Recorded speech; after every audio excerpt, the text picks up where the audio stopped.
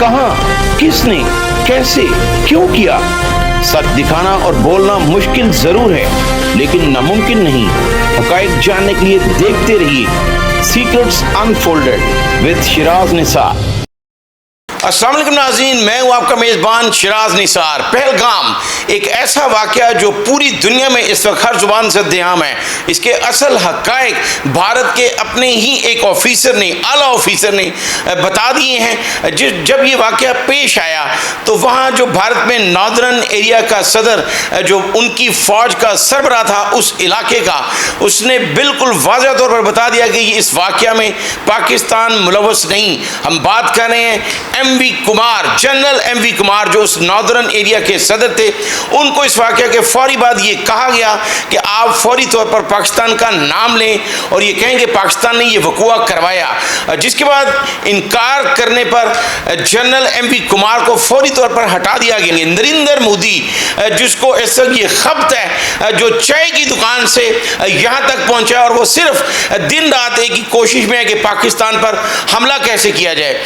इस हवाले से नरेंद्र मोदी ने भारत से अमेरिकन प्रेसिडेंट डोनाल्ड ट्रंप को भी एक मैसेज कन्वे करवाया कि पाकिस्तान के खिलाफ एक सख्त बयान दिया जाए, लेकिन ऐसा नहीं हुआ और ना ही अमेरिका ने ऐसा कोई बयान दिया, बल्कि ये कहा गया कि मेरिट पर तफ्तीश की जाए। जिस तरह वज़ीर आज़म पाकिस्तान मियाँ शहबाज शरीफ, हमारे वज़ीर दाखिला मोहसिन नकवी ने यह कहा कि अगर तफ्तीश की जाएगी तो पाकिस्तान उसमें मुकम्मल तौर पर ना सिर्फ सपोर्ट करेगा बल्कि जहाँ भी ज़रूरत होगी हम अपना मौक़िफ़ भी बयान करेंगे। अब यहाँ ये बात काबिल ज़िक्र है कि जिस तरह जाफ़र एक्सप्रेस का वाक़या पेश आया, उसमें रॉ के वाज़ह तौर पर सबूत भी सामने आए कि पाकिस्तान में ना सिर्फ जाफ़र एक्सप्रेस बल्कि और भी कई वाक़यात में, दहशतगर्दी के वाक़यात में रॉ बाकायदा मुलव्वस है, जिसके सबूत वाज़ह तौर पर हमारे पास मौजूद हैं। आईजी पंजाब डॉक्टर उस्मान अनवर ने डीआईजी सीटीडी के साथ मीडिया से बात करते हुए चंद हफ्ते कबल वाज़ह तौर पर बताया था कि पाकिस्तान में कई शहरों में जो दहशतगर्दी के बड़े वाक़यात हैं, ख़ासकर जो फ़िरका वारियत के वाक़यात हुए हैं, उसमें भारतीय दहशतगर्द एजेंसी रॉ मुलव्वस है। लेकिन मोदी को जो खब सवार है कि मैं किसी न किसी तरह पाकिस्तान पर हमला करूँ, जबकि उसी की फौज के एक आला अफसर ने यह वाज़ह तौर पर कह दिया है कि पाकिस्तान ने हमला नहीं करवाया। उसके बावजूद दुनिया मान चुकी है, बीबीसी ने कहा, फ्रांस की एजेंसी ने यह कहा कि यह वाक़या मशकूक है और इसकी मेरिट पर इंक्वायरी होनी चाहिए, जिसका पाकिस्तान ने भी मजम्मत की, जहाँ पर 28 सियाह जो हैं वो जाँ बाग हुए कि बिल्कुल मेरिट पर इंक्वायरी होनी चाहिए। लेकिन नरेंद्र मोदी जो चाय वाली दुकान से यहाँ तक पहुँचे हैं और वो बिल्कुल भला सोच ही नहीं सकता, इस वक्त पूरी दुनिया उसे दहशतगर्द करार दे रही है कि तमाम दुनिया के लिए वो एक दहशतगर्दी का रूप धार चुका है।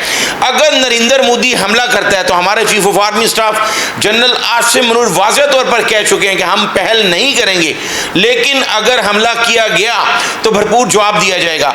मैं नरेंद्र मोदी को और भारत के तमाम जितने भी वहाँ पे लोग रहायश पजीर चाहता हूँ और उनको ये बताना चाहता हूँ कि फ्रांस का इनकलाब जो नहीं पढ़े हुए वो पढ़ लें और जिनको तारीख याद है वो एक बार फिर उसको दोहरा लें कि फ्रांस में ये कानून था, जो वहाँ पे जो बादशाह था लुइस, उसने एक ऐसा कानून बना रखा था कि 10 अफराद जो रॉयल फैमिली थी वहाँ पे, उनका कोई भी फर्द 10 अफराद को कत्ल कर सकता था, ये कानून था।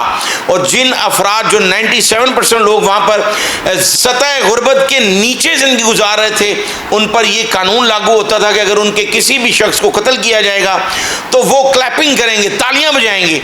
लेकिन वहाँ उस फैमिली में से एक शख्स निकला, रोसू था जिसका नाम, उसने चंद अफराद को अपने साथ मिलाया और फिर बादशाह और उसकी मलका को खुद सजाए मौत दी और उनके सर काट कर महल के साथ लटका दिए। फिर फ्रांस का इनकलाब, सारी दुनिया को पता है कि फ्रांस आज कैसे कामयाब हुआ, और वही बारिश का पहला खतरा था रोसू, जिसने इनकलाब की बुनियाद रखी। और फिर इनकलाब ऐसा आया कि फ्रांस ने तरक्की की मनाजिल जो है वो तय की। जब तक कानून बराबरी की सतह पर ना हो इसी तरह के इनकलाबात आती हैं। तो भारत के शहरियों को ये चाहिए कि जो नरेंद्र मोदी को खपत चढ़ा हुआ है इस वक्त, वो चाय वाली दुकान से जो इतने बड़े ओहदे पर आ गया है, जहाज़ों में सैर कर रहे हैं, लेकिन किसी महफिल में बैठकर उसको बात करने की भी तमीज़ तक नहीं है, और वो हाफ सेट चाय का कप, इस तरह की बातें बहुत अच्छी कर सकता है। उसको ये सोचना होगा कि वो अगर पाकिस्तान पर हमला करेगा तो पाकिस्तान का बच्चा बच्चा रोसू है, वो सब पाक फौज के साथ मिलकर जवाब देने के लिए तैयार हैं। जिस तरह वाज़ह तौर पर ये कहा जा चुका है कि हम पहल नहीं करेंगे, हम अमन पसंद हैं। इस हवाले से जो हमारे साबिक वजीर खारजा खुर्शीद महमूद कसूरी ने भी एक बयान दिया है, हम सबसे पहले आपको वो दिखाते हैं। चाइना का प्रोग्राम खुद ही बयान कर रहा है। इसी तरह से अमेरिका के सदर ने क्या कहा, उनका खास तरीका है, 1000-1500 साल से है, मतलब उनका ख्याल होगा हिंदू मुस्लिम लड़ रहे हैं, 1000-1500 साल से लड़े मारे जा रहे हैं, लेकिन उम्मीद है कि मामला हल कर लेंगे।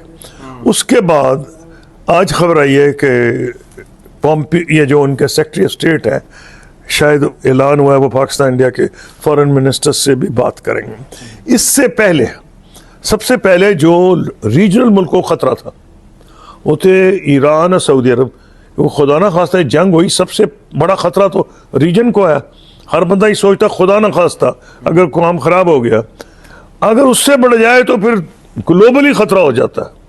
तो बरतानिया अमेरिका एक्टिव हुए हैं, खुदा करे कि इससे ज़्यादा उनको एक्टिविटी ना दिखानी पड़े। हिंदुस्तान की लीडरशिप को चाहिए कि होश के नाखुन लें। पाकिस्तान चाहता है इकोनॉमिक डेवलपमेंट में फोकस, गुर्बत के ऊपर उसको हटाने के लिए बजाय। और हम हिंदुस्तान में इतने गरीब लोग हैं, ये मैं मानता हूँ कि उनके बिलियनर्स बहुत ज़्यादा है, बहुत बिलियनर्स हैं, लेकिन जो गुर्बत है पाकिस्तान से भी 10 गुनी ज़्यादा, उनके गरीब हैं। अल्लाह माफ़ करे, सब ह्यूमन लेवल पे रह रहे हैं। तो इंडिया को चाहिए उनकी गुर्बत हटाने के लिए एफर्ट करे, बजाय ये कि हाँ एक बड़ी अजीब बात है, इंडिया कहता है 2 चीज़ें कमाल की हैं कि जी हमने तो कश्मीर को भी पैराडाइज बनाना है और इंडिया में इन्वेस्टमेंट फ्रेंडली करके कैपिटल, और अगर तुम जंग करोगे तो तुम्हारे पास कौन कैपिटल आएगा? तुम्हारा तो अपना कैपिटल भी भाग जाएगा। कैपिटल तो वहाँ जाता है जहाँ, और आपको अगर प्रूफ चाहिए, हम तो रोते रहते हैं कि हमारे कैपिटलिस्ट दुबई में ले गए, उससे 10 गुना ज़्यादा पिछले 2 सालों में इंडियन कैपिटलिस्ट ले गया अपना कैपिटल। दुबई क्यों ले गया? उनको ख़तरा होगा। कैपिटलिस्ट बड़ा अक्लमंद होता है कि यार इन पॉलिसी से पता नहीं मेरा कैपिटल सेफ भी है या नहीं, तो वो तो दुनिया से कैपिटल खींचने की कोशिश कर रहे हैं। इन हालात में तो कौन आके इन्वेस्ट करेगा? Thank you. नाज़रीन, आपने सुनी साबिक वज़ीर ख़ारजा खुर्शीद महमूद कसूरी की भी बात। उन्होंने भी वाज़ह तौर पर ये कहा कि ये इतना आसान नहीं और भारत को भी शदीद नुकसान होगा। अगर भारत किसी भी जगह पर हमला करता है तो उसे एटम के ज़रिए जवाब दिया जाएगा। तो ये किसी भी भारतीय शहरी के लिए भी ये अमन की बात नहीं होगी। हम ये वाज़ह और बरमला कह चुके हैं कि रॉ एक दहशतगर्द एजेंसी है जिसने बहुत सारी वारदातें, दहशतगर्दी की वारदातें पाकिस्तान में करवाई। गुलभूषण यादव जो पकड़ा गया इस वक्त हमारे पास है, उसने भी इकबाल जुर्म किया कि रॉ के कई आला अफसर थे जिन्होंने दहशतगर्दी की तरबियत देने के बाद पाकिस्तान में दहशतगर्दी की वारदातें करवाई। तो इस दहशतगर्द एजेंसी के लिए, रॉ के लिए भी ये पैगाम है कि आप अपने मुल्क की बका के लिए सोचें, ना कि दीगर ममालिक में जो है वो दहशतगर्दी की वारदातें करवाएं। और नरेंद्र मोदी, ये ना हो कि भारतीय अवाम जो है वो आपको इस मनसब से हटाकर दोबारा किसी चाय वाले खोखे पर बिठा दे।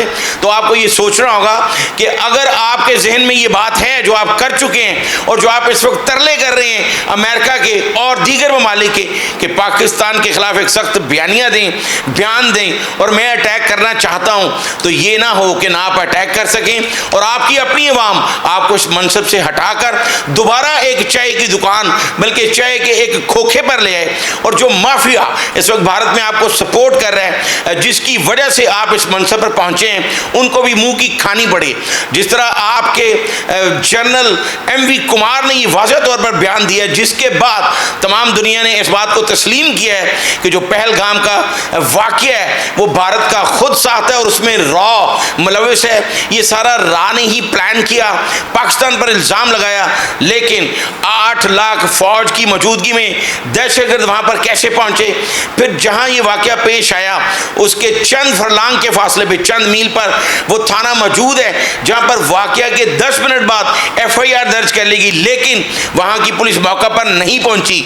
और जिस तरह हुकूमत की तरफ से, दिल्ली हुकूमत की तरफ से, नरेंद्र मोदी की तरफ से MV कुमार को ये कहा गया कि आप फौरी पाकिस्तान पर इल्ज़ाम लगाएं, और उसके ना लगाने पर उसको हटा दिया गया, उसके मनसब से हटा दिया गया। इसके बाद पूरी दुनिया ने देखा कि नरेंद्र मोदी वो जानबूझकर पाकिस्तान पर हमला करना चाहता है, लेकिन हम सब पाक फौज के साथ हैं। और जिस तरह chief of army staff general Asim Munir ने ये वाज़ेह पैगाम दिया है कि हम हमला नहीं करेंगे, अगर हमें हमला किया गया तो ऐसा जवाब देंगे कि भारत क़यामत तक वो याद रखेगा। इस हवाले से जो भी अपडेट होगी हम आप तक पहुँचाएंगे। अगले प्रोग्राम तक के लिए इजाज़त दीजिए। अल्लाह हाफ़िज़।